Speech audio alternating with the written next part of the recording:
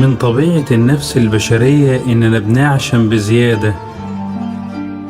خلينا متفقين إن العشم شيء كويس، لكن في مثل بيقول باب العشم منا اشتكى. لو بصينا في الأيام الأخيرة هنلاقي أساس معظم المشاكل أو الخلافات أو الزعل، سواء كان ما بين أصحاب أو أحباب أو أهل، هو العشم بزيادة. تلاقي الواحد من كتر ما بيعشم في اللي قدامه ممكن يجي عليه، ممكن يضيع حقه. ما هو عشمان فيك بقى واحنا واحد والدنيا ما بيننا عادي.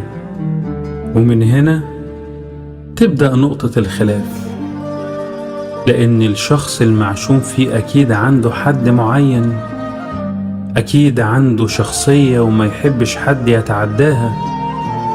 عايز يقولك انت حبيبي بس كفاية عشم بقى. وده غالبا ما بيحصلش، لأن أكتر الأشخاص اللي بيتعشم فيهم هم أصحاب الطبقة الهادية، اللي لا بيعرف يعترض ولا بيعرف يكسف حد ولا بيعرف يقول لأ.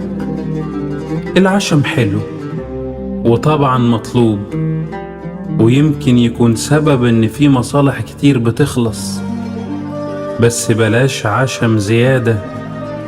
لازم نفرق ما بين العشم والطمع والفضول، لان في مرحلة كده بيبقى فيها العشم مكروه جدا، فبلاش تخلي اللي قدامك يوصل للمرحلة دي، لان غالبا مش هتعرف تتعامل معاه تاني.